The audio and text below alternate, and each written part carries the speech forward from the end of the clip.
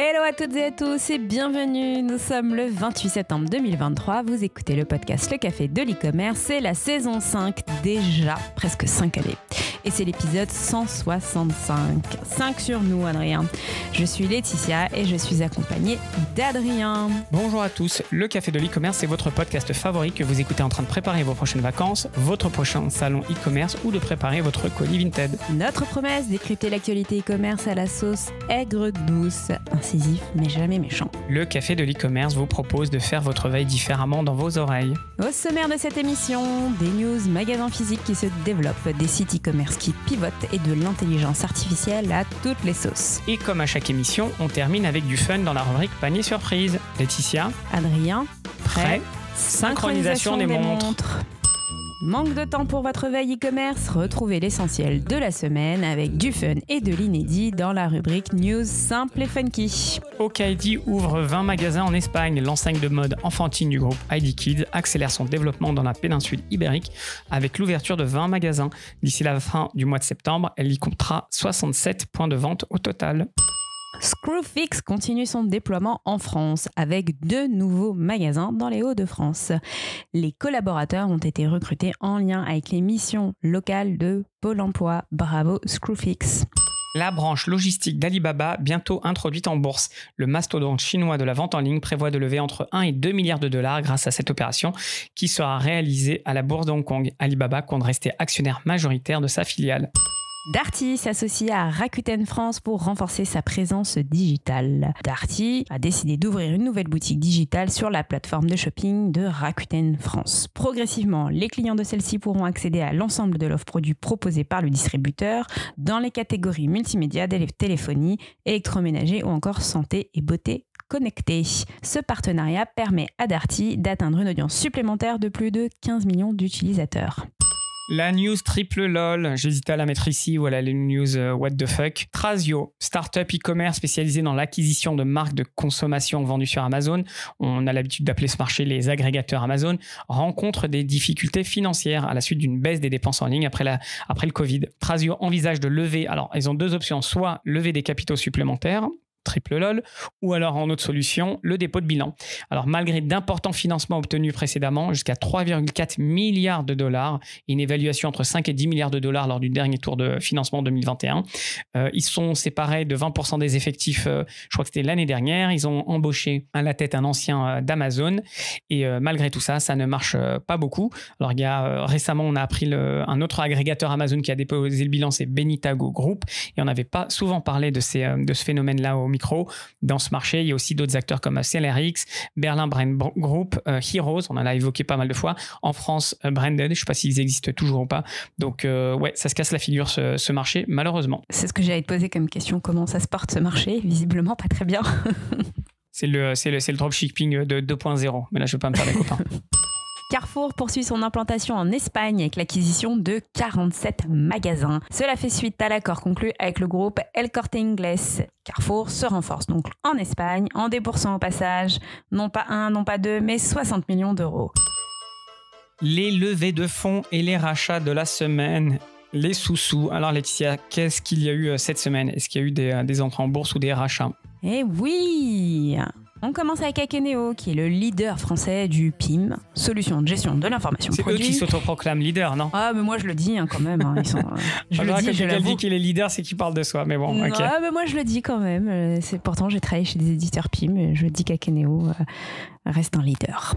Bon, Akeneo a annoncé l'acquisition d'Unify, qui est une plateforme leader en intelligence artificielle pour la collecte, la catégorisation et l'enrichissement des données. Et on fait un gros coucou à Jessie Créange, qui est déjà venue au micro et qu'on connaît bien. Bravo, Jessie. Ça m'étonne pas du tout ce rachat. Il faut savoir que je sais même pas comment on les appelle, ces solutions, tu vois, comme Unify ou Wiser qui sont sur ce segment en France. Il y en a certainement d'autres à l'étranger.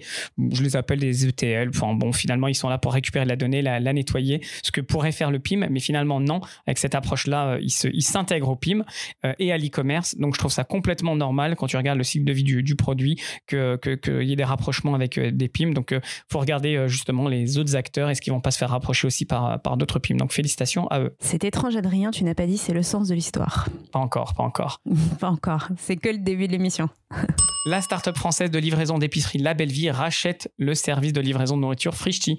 Alors auparavant, Frischti avait été racheté par Gorillaz puis Getir, mais suite à des difficultés financières, Frischti a été placé en redressement judiciaire l'été dernier. La Belle Vie prévoit de fusionner les deux marques et services en réduisant les opérations de Frischti et en lançant une nouvelle plateforme appelée Frischti Market. Le rachat a été fait pour 480 000 € et il y aura 168 salariés qui sont repris sur les 334. Est-ce que c'est ça le sens de l'histoire du commerce ? Nul plus nul, ça reste nul. Non, c'est quoi l'opération ? Je sais pas, mais je suis pas certaine qu'il faille se ravir de tout ce qui se passe dans ce que tu viens d'annoncer là. Allez, autre news. Seb qui décide d'investir dans une startup que tu aimes bien, Adrien, puisque tu es client. Oui, je les aime pas, mais je vais t'expliquer pourquoi. Alors vas-y, YBrush. Mais t'es pas cliente chez YBrush ? Si, justement, c'est pour ça que je peux parler d'eux. Ah, d'accord. Bon, bah voilà, ils ont décidé de commercialiser les brosses à dents électriques de cette startup. La startup dit qu'elle va pouvoir bénéficier de tout le réseau de distribution de Seb et puis de son service innovation. Bon, bah déjà, la première chose, c'est que les boîtes qui se font racheter en ce moment, à mon sens, quand on est là en septembre. Pardon ? Pour €1 symbolique. Bah, c'est exactement ça, bravo, c'est ça. Tous ceux qui vont me raconter qu'ils se sont fait des beaux rachats, etc. Non, si tu te fais racheter maintenant, c'est que tu te fais racheter pour rien du tout. YBrush, bah non, parce que j'étais client, mais le système d'abonnement, etc., c'est comme les rasoirs, etc. Donc tous ces trucs-là où tu achètes l'appareil pas cher et puis ensuite la recharge, le consommable qui coûte cher, qu'il faut acheter régulièrement, etc. Donc non, je l'ai utilisé pendant un moment et je l'ai laissé tomber. Puis après, tu vois les contrefaçons. Alors oui, c'est pas pareil, etc., mais qui coûte 50 fois moins cher.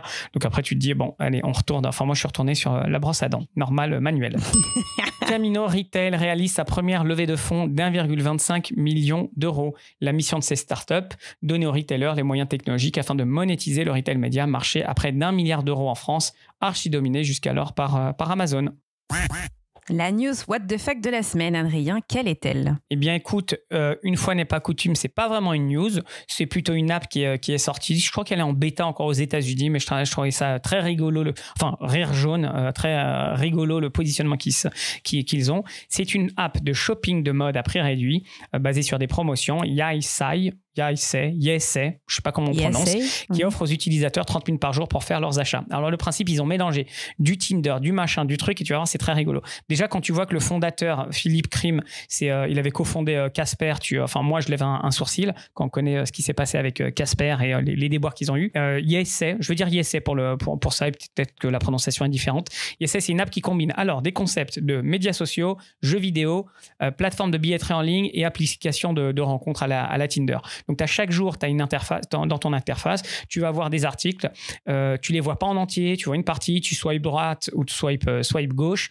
Et quand tu swipes, tu as 30 minutes ensuite pour décider si tu l'achètes ou pas avec une grosse promotion et avec des icônes dans tous les sens qui te poussent à l'acheter. Si c'est loupé, c'est comme les Tinder et compagnie, c'est trop tard. Tu peux plus le racheter. Et après, tu as un système où tu peux jusqu'à 3 fois revenir en arrière de ce que j'ai pu lire.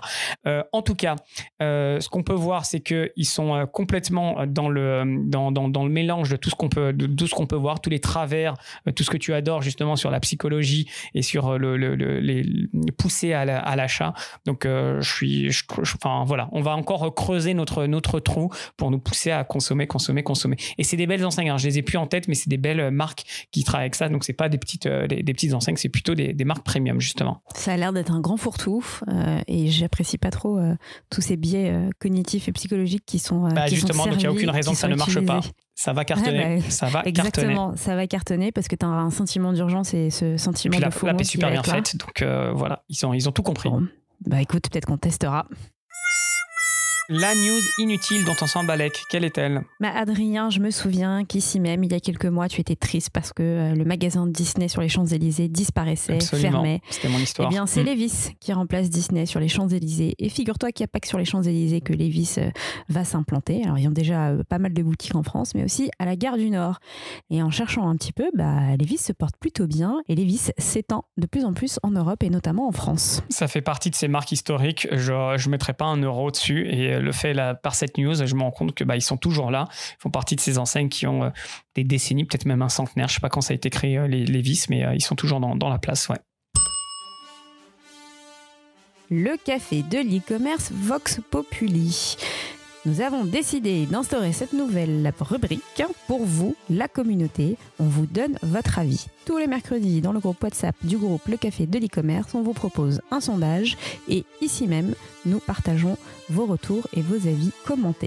Adrien, quelle était la question de cette semaine ? Alors, cette semaine, la question, c'était un site utilisant l'IA générative pour du visuel ou du texte devrait-il clairement l'indiquer aux utilisateurs ? Alors, la première chose, avant même de répondre sur la question, je l'ai posté sur LinkedIn et sur WhatsApp.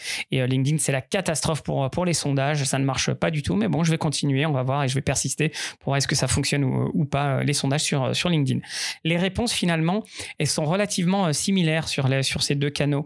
On retrouve une grande majorité de réponses pour le oui toujours. Donc oui, chaque fois qu'un site utilise l'IA générative, la communauté, vous pensez qu'il faut l'indiquer très clairement aux utilisateurs. Sur WhatsApp, on est à 51% qui disent oui toujours, 33% non, les utilisateurs n'ont pas besoin de s'inquiéter de ça, 10% seulement pour le contenu principal et 6% je ne sais pas, ça m'est égal, j'adore les trolls. Mais finalement, ce ratio de oui, la grande majorité disent oui, et puis ensuite c'est suivi par les non, ça te montre quand même que c'est une question qui clive. Tout le monde n'est pas d'accord et je te propose de lire quelques avis qui me paraissaient assez intéressants. James sur LinkedIn qui nous explique le client ne s'en soucie pas, mais pour le retailer, ne pas refléter la réalité pour être vu comme de la publicité mensongère.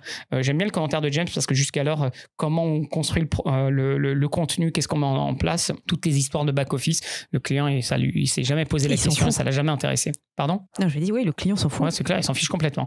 Alex sur WhatsApp qui nous dit tout comme les photos retouchées doivent être indiquées, celles générées par IA devraient l'être aussi, particulièrement pour les images humaines. Les retouches peuvent influencer, mais l'important est de l'indiquer. Que ce soit une photo par IA ou 3D, cela importe peu, surtout si c'est pour le SEO. Et c'est vrai que beaucoup de choses qui sont faites par l'IA générative, notamment en texte, c'est surtout à des fins de SEO.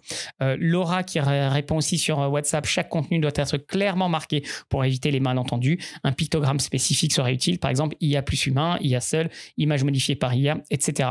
Et enfin Stéphane qui nous dit, et j'aime bien cette conclusion, en tout cas cette ouverture, Stéphane qui me dit il faudrait l'indiquer comme les mentions de droit d'auteur. Ben ça m'amènerait à toi ce que tu en penses, parce que si on l'indique, est-ce qu'il faut l'indiquer dans le copyright, le truc que personne ne lit dans les conditions d'utilisation, mais du coup c'est quelque chose de générique et on ne sait pas qu'est-ce qui est utilisé par IA générative ou pas, ou est-ce que sur chacun des visuels et à chaque endroit où est-ce que c'est fait, il faut mettre un petit tampon. T'en penses quoi toi ? Eh ben, moi, mon avis, c'est que je me rallie à la majorité, c'est oui, oui et oui.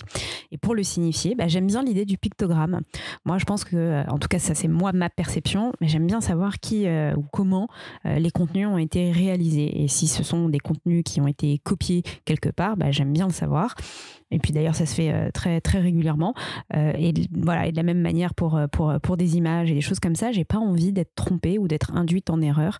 Donc oui, à 1000% avec un petit icône, un petit copyright. Je comprends tout à fait parce que moi, ça compte dans ma démarche et dans ma customer journey de savoir si tout est correct en fait. Sur les images, je pense qu'on est plutôt... Enfin, moi, je me rallie à ce que tu dis. Ok, pourquoi pas, mais sur les textes, il y a tellement de textes dans un site, tu verrais chaque morceau de texte qui est généré, si c'est de la traduction, ce genre de choses, mettre un picto, franchement, ça serait... Non, alors peut-être, j'allais dire dans les CGV, non, mais dans une autre partie, tu vois. Alors bien sûr, personne n'ira jamais fouiller, parce que c'est le genre de choses où on va que très rarement, ou alors que quand on a des problèmes, ou alors tu vois peut-être une banderole quand t'arrives. Du coup, moi, j'avais répondu oui, mais seulement pour le contenu principal, mais j'étais archi minoritaire à répondre ça. Et ce que je voyais, c'est effectivement pour les gros visuels, pour les images, pour les photos, les photos produits, ok. Mais sur tous les autres qui habillent le site, qui sont tout aussi importants, mais les résultats de recherche, les machins, les trucs, tu vois, tu vas pas commencer à l'indiquer partout. Mais sur des avis clients, de l'UGC, des choses comme ça, comment tu fais ? Moi, je pense que c'est aussi c'est hyper important. Ou même, tu vois, je parlais des CGV. C'est important de savoir que tes CGV, t'as pas été les copier et que ça a été bien certifié par un ou une avocate. C'est important. Pourquoi c'est important ? Pour qui ? Pas pour l'utilisateur. Les CGV, c'est quand même ton contrat qui te lie. Oui, mais avec, comment ça a été fait, qu'il y a un avocat derrière, ou que c'est un truc template, ou que ça a été IA, le client, il s'en fiche complètement. Franchement, non, moi je m'en fiche pas. Franchement. Non, mais pas le fond. Le fond, on est d'accord, mais comment ça a été fait ? peu importe, ou tu veux savoir exactement comment ça a été construit. Oui. Ok, je sais plus qui disait ça. C'est comme si, je sais pas, je te prends une souris qui a été faite à la main ou que c'est une machine qui l'a faite, je m'en fiche complètement. Tu vois, donc c'est un petit peu ça sur. Mais bon, c'est pas, j'ai pas d'avis fort là-dessus, j'ai pas d'avis tranché là-dessus, mais j'étais content de voir que ça a quand même débattu pas mal et de voir autant de oui que de non, ou en tout cas d'avoir une proportion forte de oui et de non, c'est intéressant, c'est que c'est pas encore tranché. Tu penses que ça ira où alors au final? On va aller vers le picto? Moi, je pense qu'on ira vers une législation et que peut-être que les contenus que toi tu nommes importants, essentiels, auront une mention ou un picto. Et en attendant, ça continuera à être le bordel et je prédis qu'il n'y aura rien du tout. On va rien dire, on va continuer à utiliser sans rien dire et à se cacher. Après, tu sais, ça relève aussi de la bonne intelligence. On avait Carlos qui nous expliquait que lui, quand il générait des rapports ou même des emails via l'IA générative, il le précisait et qu'aux États-Unis, c'était fortement apprécié ce genre de choses. De la même manière que ce genre de choses est apprécié dans des relations humaines, ça devrait l'être aussi dans des relations contractuelles lorsque tu achètes des choses, quoi. Ouais, peut-être parce que avec les contacts qu'il a, je sais pas si le consommateur lambda, les gens normaux entre guillemets, l'impact que ça a de se dire que ça a été généré par l'IA. Bon, je sais pas. T'as peut-être raison, mais je suis pas sûr. Est-ce que ça rajoute pas encore éduquer le client. Bon alors il nous faut des exemples de sites e-commerce qui le font. En fait, c'est ça que j'ai pas trouvé justement. J'ai regardé, j'ai cherché, j'ai pas trouvé, mais ça m'intéresserait beaucoup. Je crois que Levi's justement, lorsqu'ils ont fait leur campagne avec des mannequins virtuels, l'avaient précisé. Je crois que Etamundi l'avait fait, tu sais, avec la mermaid là. Dans l'eau. Mais ça, c'est sur un visuel. Et là, on lave beaucoup avec les mannequins. J'aimerais bien sur l'ensemble du site parce que je pense que c'est beaucoup plus utilisé. Enfin, on le sait que ce qui n'y paraît. Google, il y a tout début septembre, alors c'est une proposition, Google préconise de mentionner que ça a été fait avec de l'IA générative. Donc si un des gros le préconise, il y a de fortes chances que ça suive après. Il y aura de l'IA partout, générative ou pas. Donc finalement, après, ça sera un non-sujet parce que ça sera comme ça. Peut-être. Enfin, certainement. Et là, je peux le dire, c'est le sens de l'histoire. Quoi de neuf chez nous? Que s'est-il passé cette semaine dans l'équipe LCDE? Ne stockez pas, on vous dit tout ici et maintenant. Laetitia, qu'est-ce qui s'est passé chez toi ces derniers jours? Est-ce que tu es bien rentrée de Las Vegas? Oui, je suis bien rentrée, bien fatiguée. Je repars pour de nouvelles aventures que je vous raconterai la semaine prochaine. Mais en attendant, je vous parle de ce qui va se passer là, dans quelques jours avec Adrien et notre ami Michel Coq, qui est déjà passé plein de fois au micro. Et bien ça y est, nous organisons nos Back From. Back From, ce sont 2 heures de restitution de ce qu'on a vu et entendu à l'occasion de Grocery Shop à Las Vegas. Le premier événement a lieu à Lille mardi prochain, donc mardi 3 octobre. Le deuxième est à Paris, le mercredi 4 octobre. Ce sont des petits formats, des petits déjeuners. Et puis, il y a plein de surprises. Plein de surprises qui vous attendent, donc inscrivez-vous, on vous met les liens. Ça coûte combien, Laetitia, pour y assister? Ça coûte comment? Ça coûte 5 étoiles sur Apple Podcast. Voilà, on merci. vérifiera, voilà, c'est ouvert à tous. Et pas généré par de l'IA, s'il vous plaît. Ouais, les commentaires par l'IA, c'est cramé, on les voit. Donc gratuit, ouvert à tous, donc venez nous voir, partagez autour de vous, c'est ça? Exactement, partagez, venez. Honnêtement, ce ne sera pas redondant par rapport à ce qu'on s'est déjà dit ici au micro. Il y a plein d'autres choses qu'on n'a pas encore dévoilées. Donc, venez avec grand plaisir. Ok, autre chose? Eh bien oui, il y a autre chose. Souvenez-vous, lorsque nous étions à San Francisco, il y a maintenant 2 semaines et demie, on a fait un épisode spécial. Et là aussi, on vous a pas tout dit. Si vous voulez en savoir plus, eh bien avec Adrien, on a créé un one-pager, donc littéralement une page, avec quelques insights depuis la Silicon Valley. Pareil, pour avoir toutes ces infos qui tiennent en une page et en moins de 1000 mots et non générées par de l'IA, eh bien, rendez-vous sur la page qu'on va vous donner dans la description. Ouais, donc on clique dessus et puis on peut récupérer un PDF qui résume pas mal de choses. Et ça se lit très rapidement. Et pareil, ça coûte combien, Laetitia? Ça coûte 25 étoiles sur Apple Podcast, non généré par de l'IA. Pareil, donc gratos et pour tout le monde. Écoute, merci beaucoup, Laetitia. Il y avait autre chose? Non, c'est bon. Et toi, ton côté, Adrien? Qu'est passa, qu'est passo? Non, j'ai eu la chance cette semaine d'assister à une conférence, un atelier avec Primark et Marks & Spencer. Pour les 3 personnes qui connaissent pas Primark et Marks & Spencer, comment tu pourrais les présenter en 2 mots? Marks & Spencer, c'est un grand retailer spécialisé dans l'épicerie, la grocery, comme on dit si bien. 2 acteurs britanniques, Marks & Spencer anglais, Primark, je crois que ça vient d'Irlande, si mes souvenirs sont bons, en tout cas si mes connaissances sont bonnes. Voilà, 2 mastodontes du retail UK. européen et international. Mais très très fort en Angleterre pour le coup. Ils étaient là à Paris. On a échangé avec eux et j'ai trouvé ça très intéressant d'avoir les deux parce que c'était vraiment le grand écart pour le coup. D'un côté, tu as sur le côté e-commerce, bien sûr. D'un côté, tu as Primark qui ne vend toujours pas, il me semble, sur l'e-commerce et qui pendant longtemps n'avait pas du tout honte de dire que l'e-commerce n'était pas du tout leur stratégie et leur stratégie, ce sont les magasins physiques. Et Marks & Spencer qui fait ça depuis peut-être 20 piges, enfin qui fait ça depuis très longtemps et qui est considéré comme les boîtes très matures sur l'omnicanal et sur les dispositifs digitaux. J'ai trouvé ça intéressant, ce grand écart, discuter avec eux. Primark qui t'explique que c'est le Covid qui les a accélérés et ils se sont rendus compte qu'il fallait aller beaucoup plus vite. On l'a déjà commenté au micro pas mal de fois. La mise à disposition des produits, ensuite la mise à disposition avec les magasins. Il n'y a pas encore d'e-commerce, mais je pense que oui, ça va arriver. Collect, hein. Il y a du click and collect, exactement. Ça, c'est la prochaine étape. Donc, je pense que ça va arriver. On a parlé, bien entendu, d'IA générative, d'innovation, de retail média, etc., etc. Donc, une matinée intéressante. Et puis, c'était toujours enrichissant d'échanger avec d'autres acteurs comme ça. Alors, c'est assez rare que Primark prenne la parole. Et puis, ça dénote aussi toute la stratégie d'expansion de Primark parce que en préparant cette émission, il y a pas mal d'articles sur la stratégie d'expansion de Primark qui recrute notamment énormément en France. La France est un marché très important pour l'acteur britannique. Je suis d'accord avec toi. Primark communique pas beaucoup ou ils sont assez fermés sur communiquer leur stratégie. Et je pense que le speaker qui était là, soit il n'était pas au courant ou soit il nous a lâché vraiment des trucs intéressants parce que non, pour le coup, on avait des vrais insights avec qu'est-ce qui leur passe par la tête, comment ils s'organisent, où est-ce qu'ils souhaitent aller. C'est un intervenant français ? Non, c'était des Anglais qui sont venus à Paris. Donc hyper intéressant. Et finalement, on n'a pas faux, hein, parce que nous on les connaît pas, c'est pas nos copains, mais au micro quand on expliquait un petit peu ce qu'on voyait de l'extérieur, comment on comprend qu'ils sont en train de se positionner, ils faisaient que confirmer ce qu'on se disait sur où ils en étaient et puis où est-ce qu'ils sont en train d'aller dans le digital et dans l'e-commerce.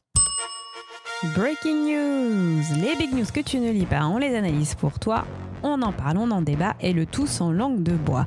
Cette semaine, la big breaking news, Adrien, quelle est-elle ? Je ne sais pas si c'est une big breaking news parce que la news est trop chaude encore. Il faudra voir avec un peu de recul si l'effet que ça a.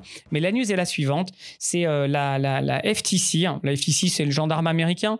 Et 17 États aux États-Unis ont porté plainte contre Amazon, l'accusant d'exploiter son pouvoir monopolistique vis-à-vis des consommateurs et des marques. Alors, c'est là où ça commence à être très, très compliqué parce qu'on imagine avec Amazon, c'est pas une entité, mais c'est polyforme. C'est très compliqué de définir ce qu'est Amazon et puis dans quelle mesure ils ont un monopole et est-ce qu'ils ont un monopole. Chaque mot compte en fait.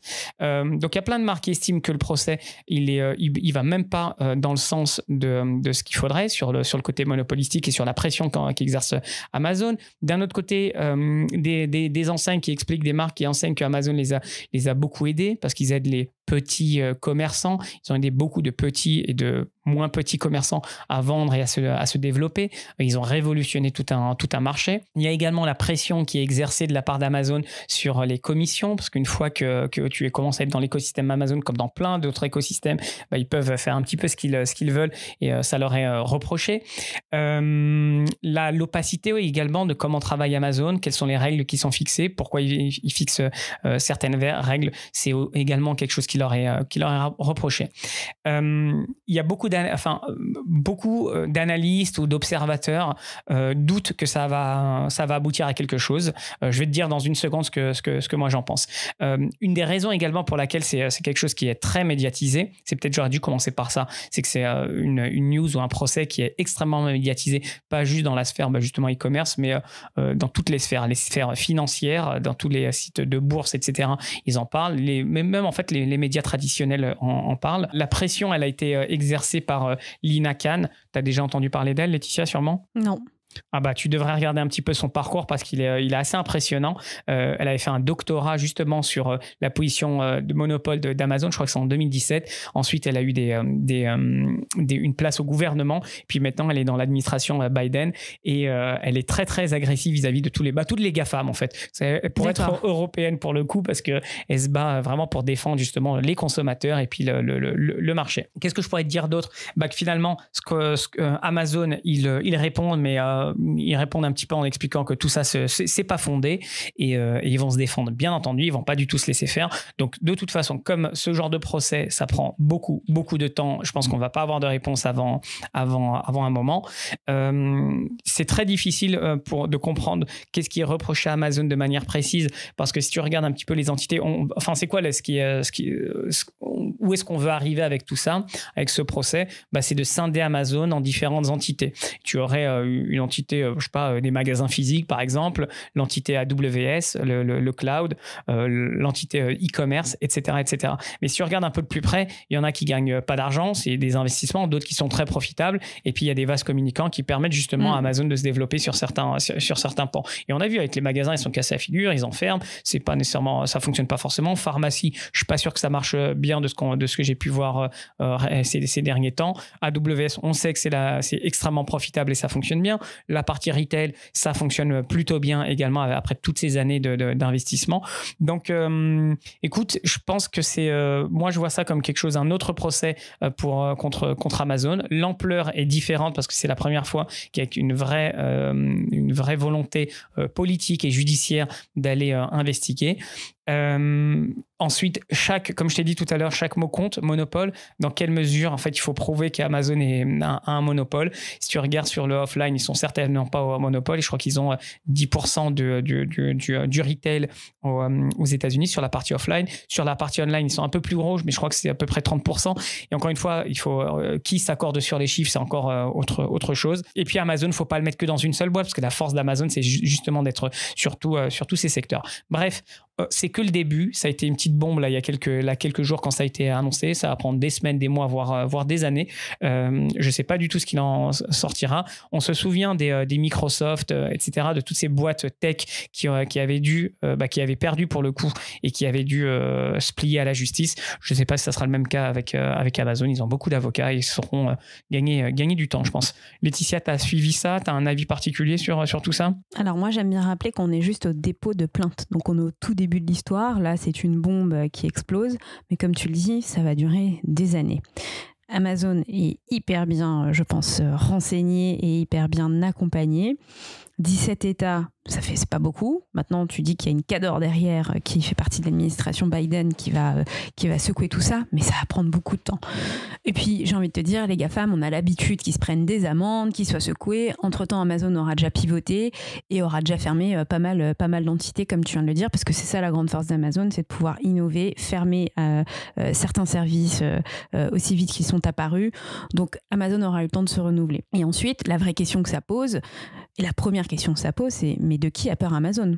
Honnêtement, j'ai l'impression qu'Amazon n'a peur de personne et que cette histoire qui fait la une, je suis même pas certaine que ça leur fasse vraiment très très peur et voilà, on enterrera cette affaire avant une autre. Moi, je suis pas d'accord avec toi sur ils ont peur de personne. Regarde les Temu, les Shein, la croissance spectaculaire. C'est comme si on dit et TikTok, je le mettrais dans le même bain. Alors pas pour Amazon, oui, mais ces nouveaux acteurs ce sont chinois, les vrais rivaux, exactement, oui, qui débarquent et qui peuvent faire trembler justement un Amazon. Alors toute chose égale par ailleurs. C'est aussi comment dire, c'est un acteur américain. Enfin, aux États-Unis, ils vont également le protéger parce qu'ils voient la menace avec la Chine. Mais c'est ça. Donc, ils peuvent pas faire tomber leur propre bébé. Parce que si tu fais tomber un Amazon, tu laisses la place, comme tu le dis, aux applications chinoises, aux super apps chinoises qui prendront le monopole. Donc détruire un monopole national, international en tout cas, l'enfant de la patrie qui est Amazon, pour laisser les Chinois sur ton territoire, c'est pas du tout la stratégie américaine. Donc ça fait la une aujourd'hui, demain ce sera une autre une. Je pense que ouais, c'est ça exactement. On en reparlera peut-être dans quelques mois quand il y aura des évolutions. Et puis si le gouvernement change, est-ce que ça va pas changer? Je sais pas. On va voir ce qui va se passer. On est parti pour un bon moment. IA Commerce, IA, on parle de toi, OpenIA, il n'y a pas que toi, chaque jour apporte son lot d'innovation. IA Commerce est la rubrique de cette révolution. Laetitia, tu avais 2 news pour nous. En fait, la difficulté, c'est de trouver des news qui ne parlent pas d'IA. Donc, c'est franchement, là, je suis inondé. Et de ne pas devenir le podcast de l'intelligence artificielle. Exactement. Donc oui, on va parler d'IA, on va continuer à beaucoup parler d'IA, bien entendu, mais on essaie toujours de faire le tri. Alors, qu'est-ce que tu as gardé pour nous? Est-ce qu'il y a un lien avec l'e-commerce dans ce que tu vas nous raconter? Mais oui, il y a un lien avec l'e-commerce, puis il y a un lien avec le sondage que tu as proposé cette semaine. puisque Getty Images, tu connais Getty Bien Images, sûr. tu as dû t'en servir, tu dois t'en servir, notamment pour aller chercher tes petits gifs. Et bien Getty Images s'allie avec NVIDIA pour développer un outil de génération automatique d'images. Getty a annoncé le déploiement de cet outil qui va s'appeler Generative AI by Getty Images, et ça va permettre à ses utilisateurs de générer des images à partir de prompts textuels. C'est un nouveau concurrent sur le marché, concurrent principalement de DALL-E, Stable Diffusion, ou encore Midjourney, ou encore le fameux Adobe Firefly. Voilà, donc c'est un petit partenariat qu'il faut suivre. NVIDIA, c'est pas un petit acteur.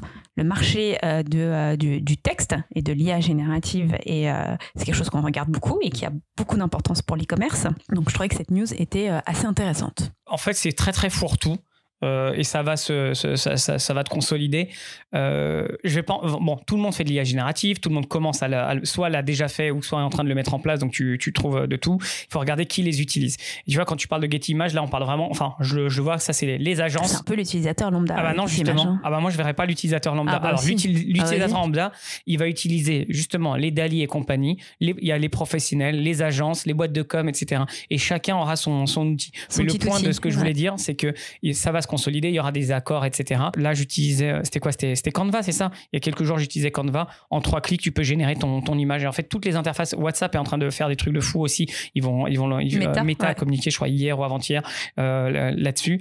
Et en fait, tu vas te rendre compte qu'à chaque fois que tu lances une app, je ne serais pas surpris même que Google Chrome lance quelque chose. Tu vois, ça va arriver à un point où est l'utilisateur et le plus tôt possible, il va falloir trouver son interface. Et est-ce que tu vas faire l'effort d'aller sur GPT, enfin sur OpenAI, sur des sites ou sur des outils tiers? Finalement, tu vas rester dans les interfaces d'outils que tu utilises génial déjà. Donc oui, pour Getty Images, je dis simplement que je sais pas s'il y a de la place pour tout le monde, mais en tout cas, ces consolidations, elles vont se permettre simplement à tous les outils qu'on utilise déjà, professionnels ou particuliers, à se doter de ce genre de technologie. Et puis surtout, c'est la course. C'est à celui qui annoncera son partenariat le plus rapidement avec le meilleur du moment. On est vraiment dans cette course effrénée.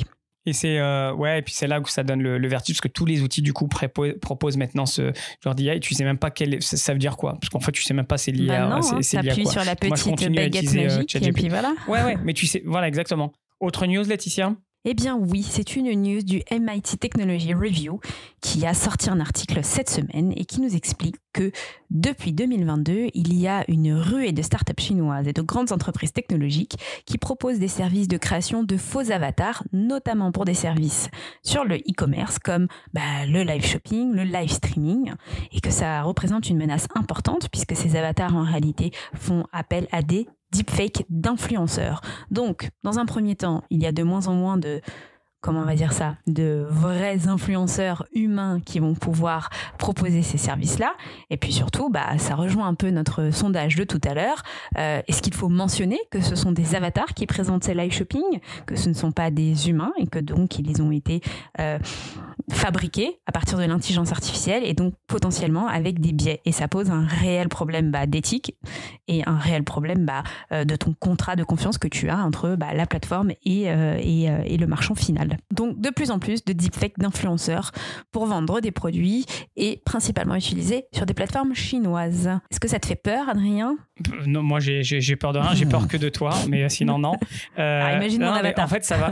Ah voilà, là je dormirai pas de la nuit. Non, mais en fait, ça va aussi augmenter la marche pour être influenceur. C'est-à-dire qu'il y aura que de la place pour les très très bons influenceurs, les superstars qui ont vraiment quelque chose de spécial, ou alors tu partiras sur des robots, sur des avatars plutôt, mais il y aura plus de place pour être moyen. Tu vois, c'est en train de se professionnaliser. Je sais pas si c'est le mot, mais en tout cas, ça va être beaucoup plus difficile. Moins cher de faire appel à ce genre d'avatar /influenceur /deepfake. Et puis ça va l'ouvrir à tout le monde. Parce que du coup, ça va plus se concentrer sur un ou deux influenceurs ou sur quelques influenceurs. Donc moi, je le vois de manière égoïste comme bien, parce que du coup, ça donne plus d'outils pour plus de personnes. Mais après, est-ce que le public va, franchement, oui, quand on voit je vois déjà des influenceurs là qui sont des avatars influenceurs justement qui cartonnent en Asie, mais bon, ça arrive aussi en Europe, j'en vois quelques-uns. C'est une tendance. Est-ce que ça va prendre le pas ou est-ce que ça sera toujours minoritaire? Je ne sais pas trop. À quoi vont ressembler nos campagnes de marketing digital de demain? Telle est la question. On y répondra peut-être la semaine prochaine. Women in Tech, la rubrique qui met les femmes de la tech et du digital en avant. Qu'est-ce qui s'est passé ces dernières semaines, Laetitia ? Eh bien, cette dernière semaine, surtout, c'est Pimkie qui a trouvé sa nouvelle directrice générale et c'est Elodie Schell qui prend la direction générale de Pimkie. Pimkie, pour rappel, est un peu dans le mal, hein, ils sont un peu en PLS. Depuis le mois de juillet, Pimkie était orphelin de direction générale. Sandrine Lilienfeld était partie début juillet. Ça a fait un petit peu des remous parce qu'elle n'était pas restée très longtemps. Et puis là, ça y est, il y a quelqu'un. Et cette personne est diplômée de l'EDEC et de l'IFM, l'Institut français de la mode. Elle a commencé, et je pense que là, ça va te faire appel, elle a commencé chez qui, à ton avis ? Chez notre copain Arnaud Nakache, chez Alizenet. Elle était consultante chez Alizenet. Donc c'est vraiment une enfant du retail. Bon, après, elle est passée chez d'autres enseignes comme Gémeaux, Conforama, Eram, Undies. Mais moi, ce que j'en retiens, c'est que c'est quelqu'un qui est formé par et pour le retail. Alors, la direction a félicité bien évidemment l'avènement d'Elodie Schell et surtout, ils ont expliqué quels étaient les enjeux. L'enjeu principal, enfin, il y en a 3, c'est faire de Pimkie la marque accessible préférée des jeunes femmes, une marque engagée pour une consommation plus durable qui s'appuie sur un modèle scalable et résilient aux crises. En gros, Elodie, je te souhaite bon courage parce qu'on va te demander de faire du développement durable alors que tu es sur un modèle de fast fashion. On va te demander de l'innovation, mais les caisses sont pas hyper remplies. Et surtout, on va te demander d'affronter cette crise sans précédent du retail. Donc vraiment, bon courage. J'ai vu, je savais pas que tu avais gardé cette nulle parce que moi, j'ai trouvé ça nul. Et encore une fois, je vais pas me faire des copains. Tu regardes les 3 axes, ils sont bidons. Tu peux demander à GPT, il va te sortir des meilleurs trucs. Bah oui, ce que je dis. Je dis que ouais, c'est ça. Oui. Donc, il y a rien de particulier, rien de spécifique, aucune révolution. On est en train de parler de sauver une boîte et donc redevenir la marque accessible. Ok. Donc en fait, continue à ce que tu faisais avant, mais réussis à être une marque accessible. Le modèle scalable, ça veut rien dire. Résilient en crise, tout le monde peut dire ça. Et une consommation plus durable. J'aurais aimé, parce que je suis dans mon petit trou, qu'elle parle un peu plus de digital, qu'elle passe peut-être plus la place des magasins. Mais c'est pas elle qui a fait cette déclaration, c'est le groupe. Ouais, le groupe. Alors, après, je critique pas elle, je critiquais plus la en news, fait, dans la rubrique, on félicite son ascension et sa nomination. En revanche, moi, ce que je dis, c'est ça va être compliqué quand ton groupe te donne une mission impossible dans le contexte actuel. Donc, je te rejoins à 100%. Amazon, qu'on aime ou qu'on déteste, qu'on utilise ou que l'on contourne, par conviction, par passion ou par dépit, Amazon est un acteur e-commerce incontournable. L'Amazon décrypte l'actualité du géant américain. Laetitia, t'avais quoi pour nous ? Une news un petit peu tristounette. On n'a pas assez parlé d'Amazon déjà dans l'épisode ? Écoute, tu sais que Casino est un peu en péril. Alors, quid des services de livraison d'Amazon ? Tu te souviens, il n'y a pas très longtemps, je crois que c'était au printemps de l'année dernière, on annonçait à grands coups de renfort que Amazon était en partenariat dans certains points de vente du groupe Casino. Eh bien, écoute, aujourd'hui, 7 points de vente sont en péril. Ils vont être cédés par le géant de la distribution à Intermarché, qui est le repreneur de Casino. Et alors, Amazon a communiqué, ils ont envoyé des petits mails, c'est fait de manière toute propre. Les questions qu'on se pose, c'est est-ce que ce sera juste ces 7 points de vente qui vont être mis à mal ? Est-ce que Intermarché va reprendre ce partenariat ? Bref, tout reste en berne. Est-ce que Amazon va chercher d'autres partenaires ? On verra. Adrien, ton côté ? Ouais, moi j'avais noté une petite stat amusante. C'est le taux de conversion d'Amazon. C'est quelque chose qui revient régulièrement. Alors c'est toujours compliqué de savoir comment il a été calculé. Je l'ai pas, mais bon, j'avais en tête qu'on était aux alentours de 10-15%. Là, on trouve 12% de taux de conversion, comparé à un Temu et un Chine qui sont à 5% de taux de conversion sur leur site. Et tu te souviens, Alicia, parce que je crois que c'était en première saison du podcast quand on avait lancé, on en avait parlé. Les Prime, les membres Prime d'Amazon, ils ont un taux de conversion de 75%. Donc voilà, stat amusante sur le taux de conversion. Si vous êtes en dessous de 12%, vous faites moins bien qu'Amazon. Bon, je dis ça en rigolant, bien sûr. Laetitia, tu avais autre chose que tu voulais nous parler? Oui, mais ça, c'est une news qui aurait pu être dans la rubrique IA, on parle de toi. C'est Amazon qui prévoit d'investir jusqu'à 4 milliards de dollars dans l'intelligence artificielle, puisque Amazon vient d'acquérir Anthropic. Alors, Anthropic, c'est une start-up qui est spécialisée dans l'intelligence artificielle et qui développe un concurrent de ChatGPT. Et oui, c'est là que l'information est fortement importante. En contrepartie, Anthropic, qui choisit d'utiliser beaucoup de services d'Amazon comme AWS, ce sera son principal fournisseur pour son cloud, a l'intention d'héberger ses modèles sur les serveurs donc d'AWS et de devenir l'un des concurrents les plus sérieux de ChatGPT. C'est pas un rachat, donc c'est une prise. Enfin, il rachète une partie de la boîte, donc il va continuer à avancer. Mais moi, je me serais attendu à ce qu'Amazon, avec toutes les annonces et tout ce qu'on entendait, ils aient déjà un modèle de langage, qu'ils étaient déjà en train de développer quelque chose. Je suis étonné de ce move. Alors, est-ce qu'ils bossaient déjà dans le passé avec et ils sont juste en train de sécuriser leur position? Ouais, peut-être, mais ça m'étonne. En tout cas, ça veut dire aussi que il va falloir. Enfin, on va entendre parler. Ça reprend tout ce qu'on s'était dit. Chacun va proposer son IA générative, son chatbot, etc. Et puis Alexa est bien nul de toute façon, donc ça peut que faire du bien si jamais il décide de le mettre dans Alexa. Reco micro reco au micro. On fait notre reco, écoutez-la illico presto. Retrouvez toutes les recos sur la page Notion en lien dans la description de l'épisode. Cette semaine, Laetitia, la reco est... Eh bien, c'est un back to basics. C'est l'histoire du e-commerce. Alors, c'est en anglais. C'est un article qui se lit très simplement et qui est très accessible, sauf qu'il est en anglais, donc peut-être que pour certains, ce ne sera pas accessible. Et ça s'appelle « How did it all begin ?» Et ça reprend l'histoire du e-commerce depuis les années 70 jusqu'à aujourd'hui. Alors, jusqu'à aujourd'hui, ça ne parle pas trop d'intelligence artificielle parce que ça s'arrête en 2000 ou 2021, mais en tout cas, pour reprendre les basiques, je vous assure que c'est pépite. C'est un cours d'histoire, ça a l'air un peu chiant. Non, c'est pas chiant. Non, c'est pas chiant. Comme toutes mes recos, bien évidemment, elles ne sont pas chiantes.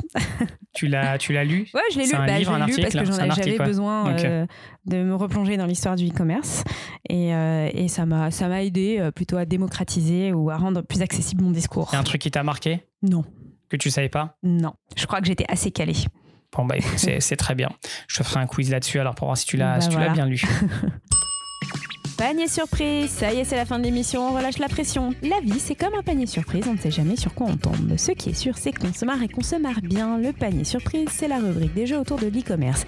Et cette semaine, nous jouons, nous rigolons, nous nous éclatons avec un petit quiz préparé par Adrien. Ça va être un quiz très très simple. Je suis tombé sur un article intéressant.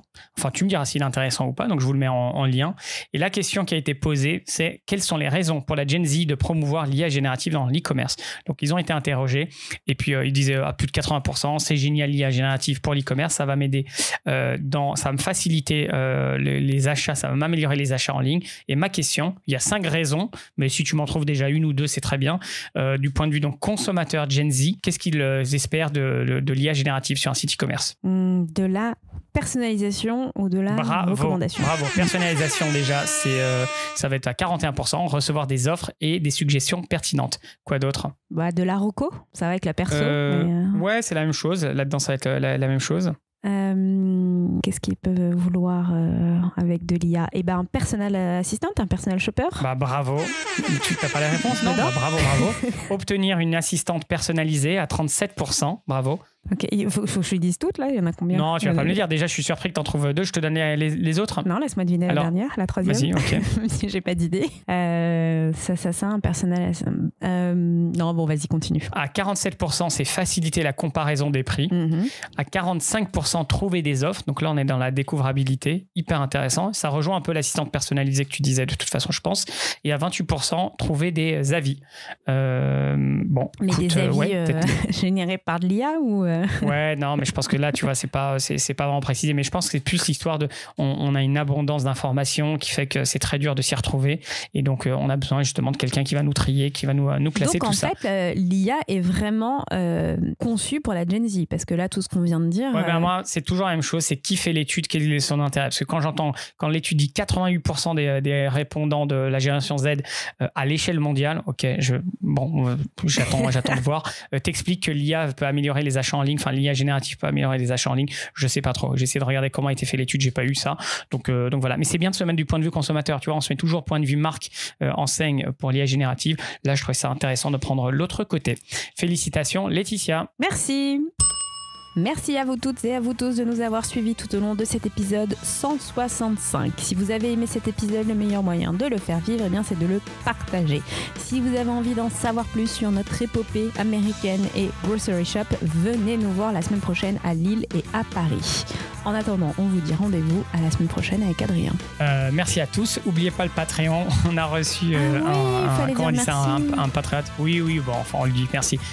On lui a déjà dit merci, mais voilà, ça me fait toujours très plaisir. plaisir. l'antenne. On est passé Merci, à 5,50 € par mois. Donc, c'est Jean-Philippe. J'ai oublié son prénom, c'est ça, ouais? Je crois, oui. Ouais, bah écoute, si c'est toi, Jean-Philippe, c'est très bien. Donc, merci à tous. On se voit la semaine prochaine en physique pour ceux qui sont dans le coin. Et puis, au micro, ou en tout cas en podcast pour les autres. À très bientôt. À bientôt.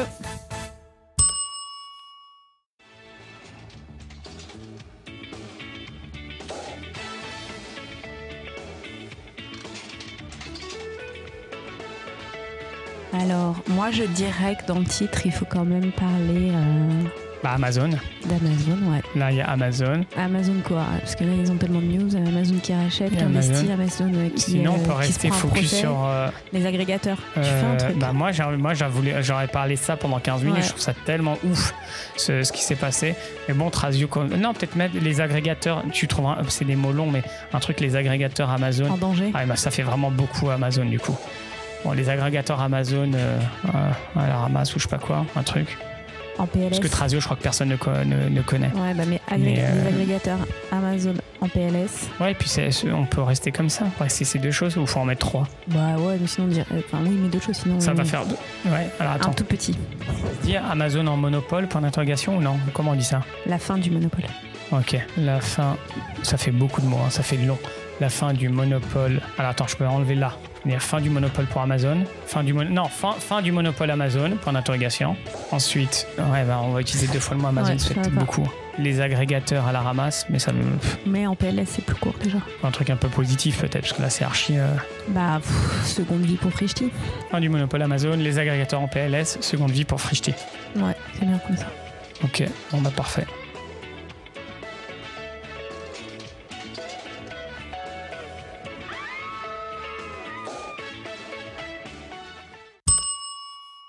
Ce message s'autodétruira dans 5 secondes. Si je devais vous dire où je vais, ce ne serait plus des vacances.